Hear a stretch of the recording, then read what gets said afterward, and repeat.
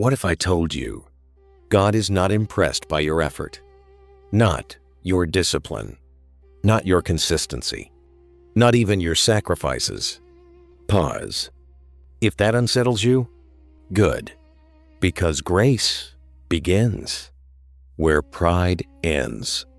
Many Christians are exhausted, not tired of God, tired of trying to pray enough, trying to resist enough, trying to feel spiritual enough, and quietly wondering, why do I still feel distant?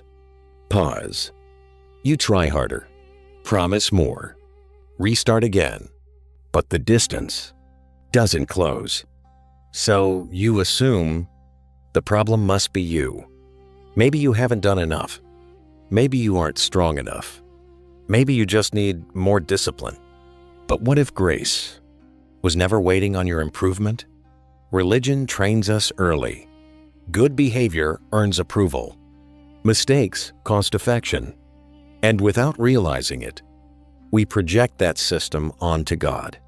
If I improve, He moves closer. If I fail, He steps back. We measure our spiritual life like performance reviews. But what if He already moved first? Grace does not mean sin is small. Grace means you cannot fix it, and that offends the ego. We want partial credit. We want contribution. We want to feel involved. But grace offers none, because grace does everything. In Luke chapter 15, Jesus tells a story. 2 sons.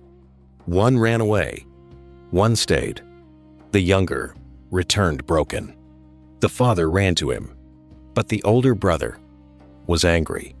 He had obeyed, worked, stayed loyal, and grace ignored his resume, because grace responds to relationship, not performance.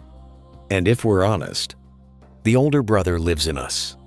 Grace feels unfair until you realize you are undeserving too. Grace levels the room. No one stands taller. No comparison survives. No ranking remains. And that unsettles us, because comparison makes us feel safe. Grace removes the scoreboard. Think about Paul, a persecutor, a violent opponent of the church. He wasn't searching, yet grace found him. Not because he improved, not because he qualified, but because grace is not a reward. It is an interruption. Many believers say they believe in grace, but live as if God merely tolerates them. They pray carefully, repent anxiously, worship cautiously, as if heaven is watching, with folded arms. But grace is not tolerance. Grace is delight, and it is easier to accept judgment than delight, because judgment fits our guilt. Delight confronts it. Why is grace so hard to receive? Because grace removes control. If salvation is earned, we manage it. If it is given, we surrender. And surrender feels unsafe. We prefer measurable progress. Grace asks for trust. Grace does not just forgive behavior. It rewrites identity. You are not a failure trying harder. You are a child learning maturity. Not an employee keeping a job, but family learning to live like it. That changes obedience from fear to response. The cross was not a discount. Justice was not ignored. It was satisfied. Grace is costly love, freely given. And because it cost him everything, you cannot add to it. Your effort adds nothing. Your failure removes nothing. Grace stands complete. Some fear radical grace creates laziness, but shame creates hiding. Fear creates pretending. Love creates transformation. When you know you are secure, sin loses its power, because rebellion is often a search for worth. Grace ends that search. Maybe you feel tension right now, part relief, part resistance. Because if grace is truly this radical, you can stop proving yourself. And maybe you have built your whole spiritual life on proving yourself.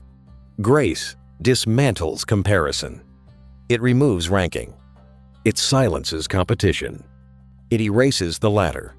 Imagine waking up tomorrow, not trying to impress God, not afraid of disappointing Him, not negotiating your worth, but secure, loved, seen. Grace is not emotional hype. It is stable belonging. When grace becomes real, you stop bargaining. You stop measuring. You stop striving toward acceptance. You begin living from acceptance. And that humbles pride more than failure ever could. Grace is more radical than you realize. It confronts pride. It disarms shame. It destroys comparison. It silences fear. And once grace truly settles into your heart, you will not try harder to reach God. You will trust deeper in the God who already reached you. Pause. Let that sink in.